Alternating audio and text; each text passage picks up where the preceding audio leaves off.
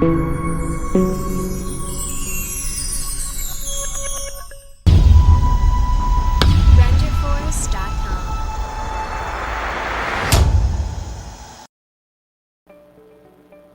doctor Giuseppe, muchas gracias por acompañarnos esta tarde de viernes.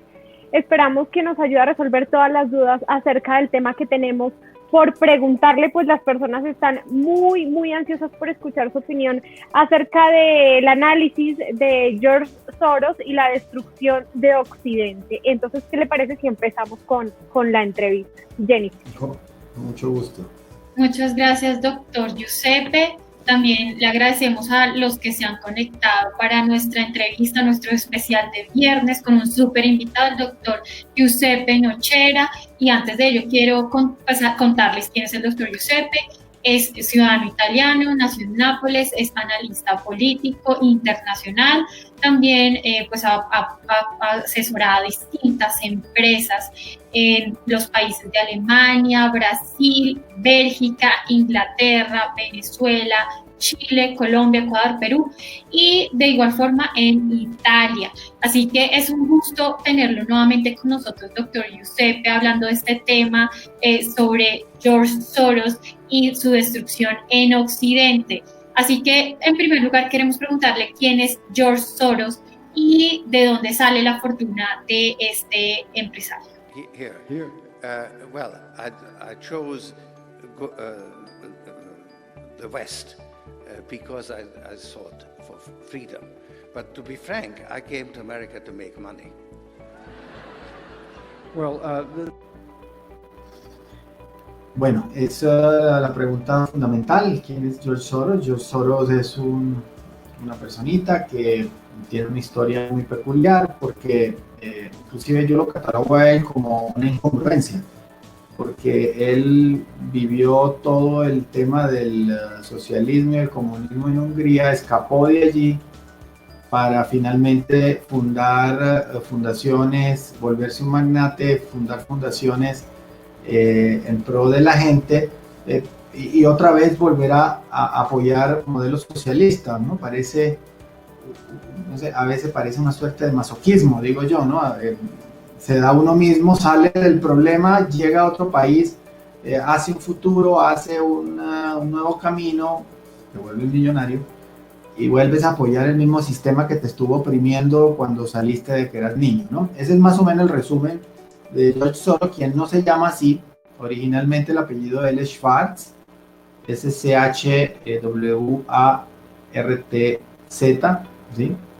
Igual pareciera aparentemente un apellido alemán, si uno lo toma de primera impresión, pero en realidad no, en realidad no solamente son apellidos que fueron tomados por antiguas dinastías, digamos judías, pero esto va más allá inclusive de los mismos judíos, porque es que tenemos que recordarle a la audiencia que todos esos países de esa zona de los Balcanes, entre el año 700 y el año 1700, eran parte del reino de Venecia, lo que llamaban la República de Venecia, que pues contrariamente a lo que nosotros vemos hoy de Venecia, una ciudad pequeñita, por supuesto muy emblemática, realmente la República de Venecia era una cosa gigantesca que abarcaba no solamente territorios de Italia, sino también de Eslovenia, de Croacia, de Montenegro, de Albania, de Grecia, de Chipre, de Turquía,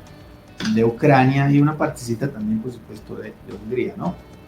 Entonces, aquí estamos hablando de una personita que a los ojos del público es un filántropo, en la práctica es una persona que apoya movimientos socialistas, globalistas en todo el mundo, y que detrás él tiene una historia de una dinastía que pertenece a lo que llaman en su momento la antigua nobleza veneciana. Así como pertenece a esa nobleza, por ejemplo, si ustedes buscan con cuidado, el amigo Arnold Schwarzenegger, el antiguo gobernador de California, que también es Schwartz. Es decir, aquí no hay casualidades, no existen. Esto es simplemente una serie, como quien dice, de antecedentes y pedigrí, ¿no? Entonces George Soros no es no es cualquier persona. George Soros no es una persona, digamos, dentro del ámbito normal. Él se vende, por supuesto, como una persona normal porque es parte de su marketing, pero en realidad es una persona muy influyente que tiene un pasado de unas líneas de familias muy emblemáticas dentro de algunos reinos antiguos que hoy ya no están, pero que a las personas, esas personas, no solamente George Soros, otras, continúan teniendo una influencia muy marcada en la economía y en la política de todos los países de Occidente. ¿Sí? Doctor Giuseppe, hablando de esta influencia que tienen en la economía y demás, influencia en la sociedad, ¿qué alcance tiene la Fundación Open Society y cuáles ONG la apoyan? Wow. Open Society es, digamos, sería como la punta de lanza de toda la mega organización o el grupo de organizaciones que conforman el entorno de Soros. Abre la puerta, Open Society es la que abre la puerta, digamos, a una serie de líneas de acción, y luego se tienen muchas organizaciones que apalancan todo el esfuerzo de Open Society, del lobby, por supuesto, dentro inclusive de los gobiernos, ¿no? Gobiernos e instituciones internacionales como Naciones Unidas. Sería muy largo, sería interminable si yo me pusiera aquí a nombrar todas las organizaciones solamente de Estados Unidos que son influenciadas por George Soros monetariamente y estratégicamente. Yo quiero nombrar solo algunas de Estados Unidos y un par, digamos, de América Latina y Colombia, para que nosotros nos demos una idea un poco del alcance, como, digamos, hacer ese contexto de tu pregunta. Para que tengan una idea, por ejemplo, la American Library Association, o sea, la Asociación Americana del Libro, es una fundación o una organización que es costeada por George Soros. Y el dinero sale de Open Society y es inyectado, por ejemplo, en la American Library Association. O sea, los americanos, en promedio, pues están leyendo lo que George Soros quiere, ¿no? Amnistía Internacional, que yo creo que ustedes la han oído hablar, ¿verdad? En todos los temas de conflicto entre países y todo. Es una organización que tiene influencia de George Soros. Por irónico que parezca, Human Rights Watch está influenciada por George Soros, cuyo director, por ejemplo, José Miguel Vivanco, es una persona muy cercana a Soros. El Instituto Aspen, tan famoso instituto, es de Soros. Inclusive organizaciones con asociaciones religiosas, por ejemplo, Católicos por Elección, o dicho en inglés originalmente Catholic for Choice, es una organización de Soros. Y no me has faltado las contribuciones que él, a través de Open Society, ha inyectado al Partido Demócrata de los Estados Unidos. Ahora bien, eso es solamente, yo esa lista la tengo con 187 organizaciones, o sea, si yo me pongo a nombrarlas todas no terminamos hoy, ¿no?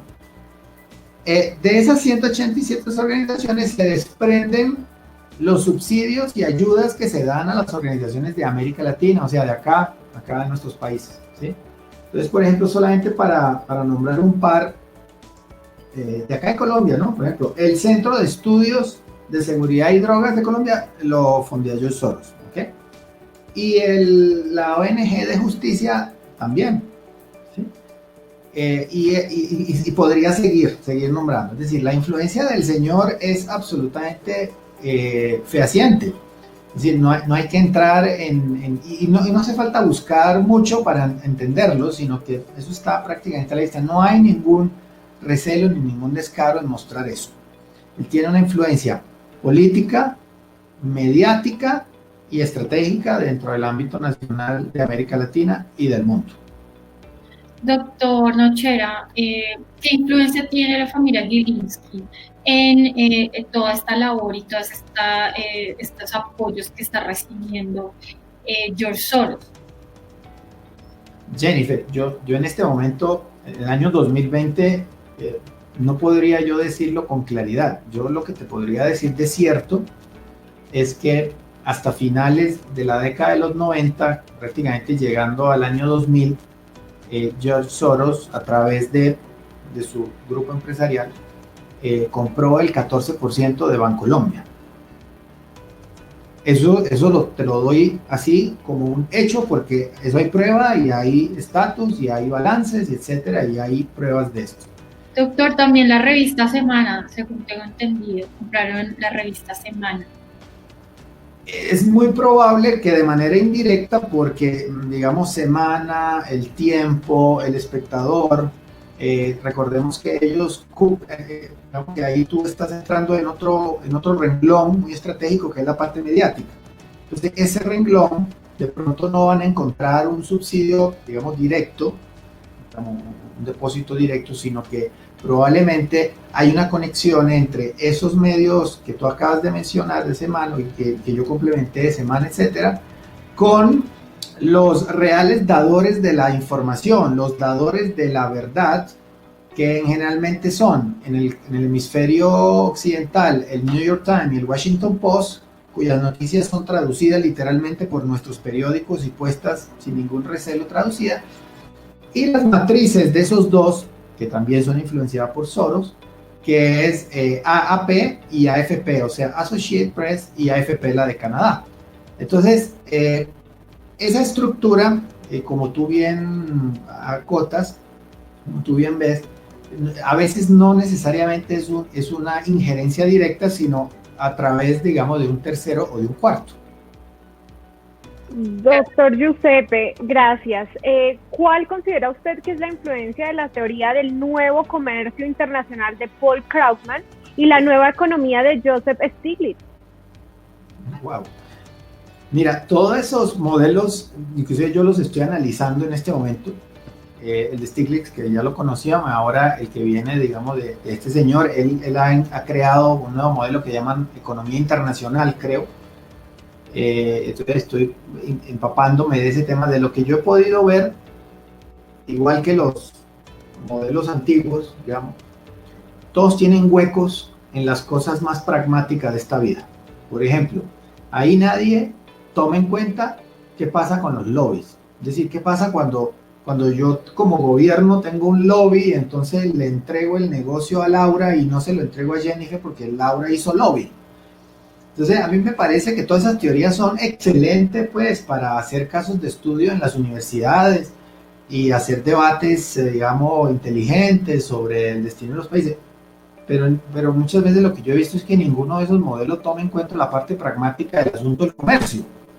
El lobby, el dumping, las injerencias de países, por ejemplo, como China, que se niegan a cumplir los tratados de patentes y derechos de autor, por nombrarte solo eso. Es decir, yo veo muchos huecos de manera, digamos, muy aterrizada, de manera muy cotidiana, pues porque una cosa es que tú hagas una teoría económica que viene a 30.000 pies de altura, otra cosa es bajarla a esos comerciantes que todos los días se levantan a vender sus productos, ¿no? O a vender sus ideas. Me parecen, insisto, unos esfuerzos increíbles de la academia en hacer modelos, perfecto, pero me parece que también deberían ellos ir un poco más a la práctica, a la realidad de lo que nos sucede. ¿Sí? Gracias, doctor Giuseppe. Gracias. Doctor Giuseppe, ¿qué cercanía tiene George Soros con David Rockefeller y el barón de Rothschild? Mira, estas personas que tú acabas de nombrar y otras que podríamos nombrar inclusive más influyentes que estos, ¿sí? Todos ellos comparten una serie no solamente de, digamos, de ritos entre ellos, ritos de creencias, sino que ellos comparten realmente sillas en ciertas organizaciones, ¿sí? Muchas de estas organizaciones que yo he llamado supranacionales, internacionales, que muchas veces tienen injerencia en nuestros países y nosotros ni siquiera nos hemos dado cuenta. En el caso de, como tú nombraste, Soros, Rothschild y Rockefeller, ahí nosotros podríamos incluir fácilmente en ese complemento al rey al soberano de Holanda, podríamos meter fácilmente ahí al rey de Luxemburgo y por supuesto al reinado de Bélgica sin ningún problema, porque ellos comparten lo que es en este momento el Council of Foreign Relations de América Y por el otro lado, el ECFR, o sea, el European Council of Foreign Relations. Pero no solo eso, ellos también, varios de ellos comparten lo que llaman el RIA, o lo que en la antigüedad llamaban la Mesa Redonda. Eso es una organización que existe realmente, es verificable, y ellos se meten, digamos, en esas organizaciones para tener influencia.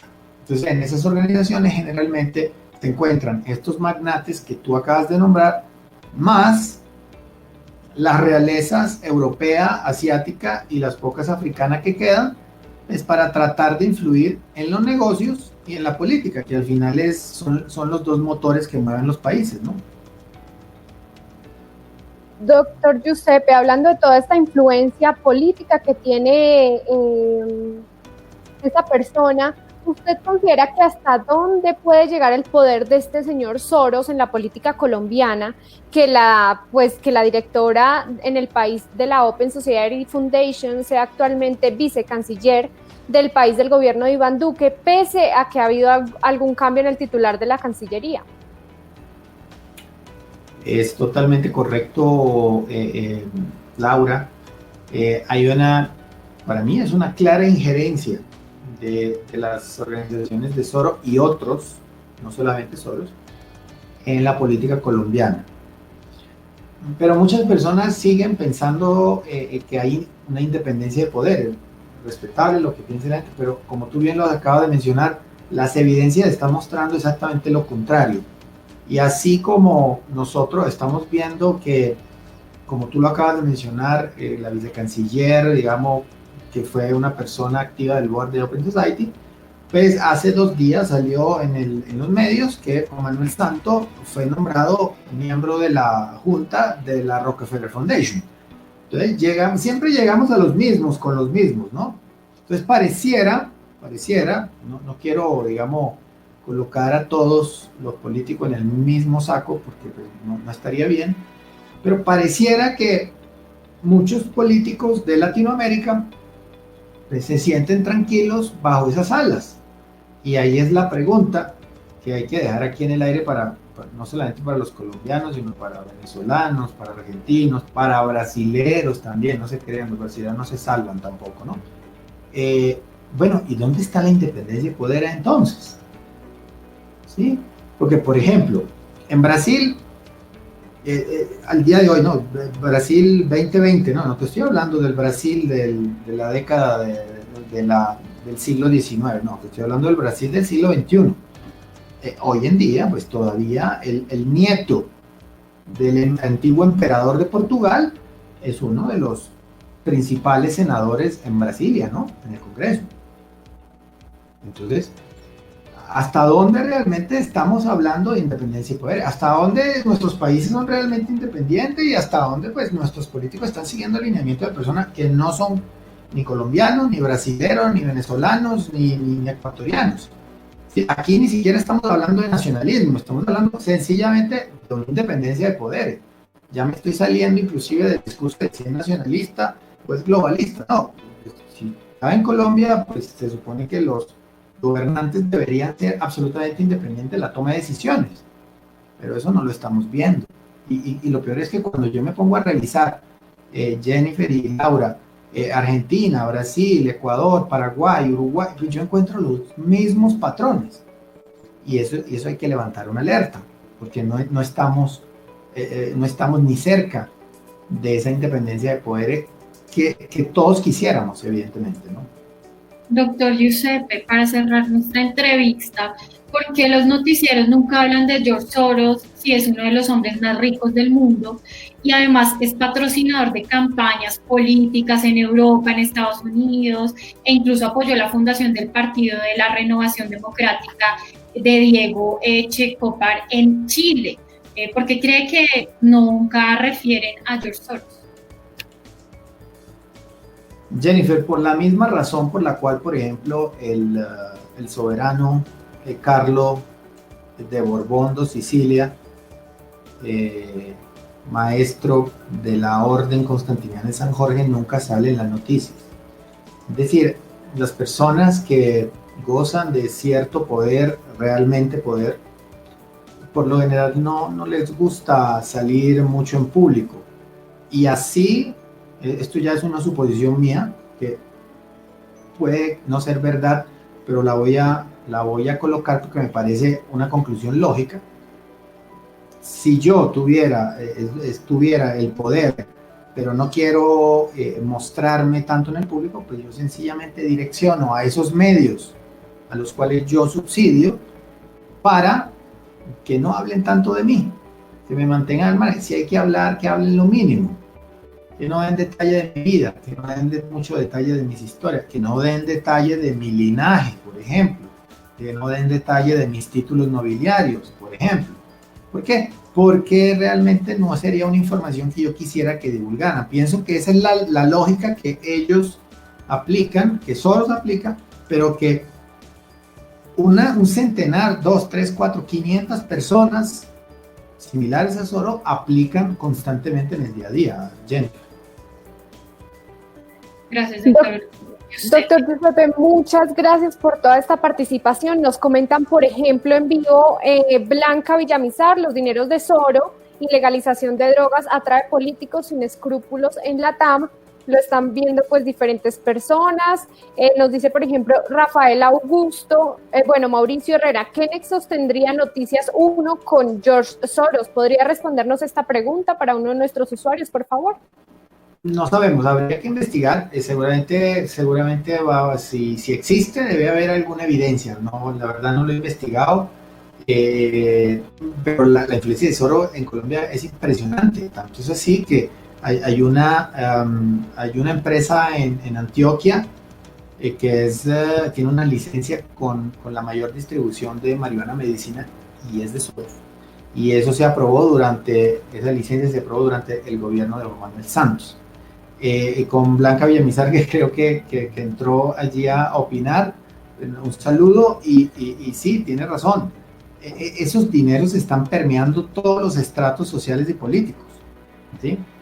Es más, y lo quiero aquí adelantar y sin reserva, esos dineros no tienen un partido fijo, digamos, un direccionamiento hacia un partido fijo. Esos dineros pueden llegar a cualquier partido, que es peligroso porque evidentemente una persona que influye en mucho o todos los partidos, pues ustedes estarán de acuerdo conmigo que ahí tampoco entonces habrá diferencias de partidos, ¿no? Doctor Giuseppe, muchísimas gracias por habernos acompañado el día de hoy tratando la influencia de George Soros en Occidente. Así que demasiadas gracias por estar en nuestro espacio del Nodo en Vivo todas las semanas. ¿Y cómo lo pueden encontrar en redes sociales, doctor Giuseppe?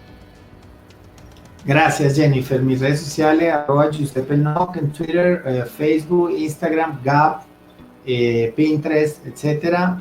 Mi canal de YouTube, Giuseppe Nock. Y yo siempre hago el mismo cierre. Cuando yo doy una entrevista a las personas, no me crean nada, pero al menos verifiquen todo lo que estamos diciendo. Gracias, doctor Giuseppe. Gracias por haber respondido las preguntas el día de hoy. Gracias, Laura. Gracias, Jennifer. Muchas gracias a los dos, al Nodo, y hasta una próxima oportunidad. Saludos. Gracias, doctor Giuseppe. Gracias. Bueno, Laura, hoy tuvimos unos invitados de lujo. Estuvimos con el doctor Giuseppe Nochera, analista internacional, que nos estuvo hablando de la influencia de George Soros en Occidente. De igual forma, estuvimos hablando con el representante del Centro Democrático, José Jaime Uzcategui, sobre la soberanía, cómo está en riesgo la soberanía de Colombia frente a estos grupos armados ilegales del ELN, las FARC, las llamadas disidencias de las FARC y otros grupos que están manteniendo el poder territorial, poniendo en peligro nuestra soberanía que está a cargo del Estado.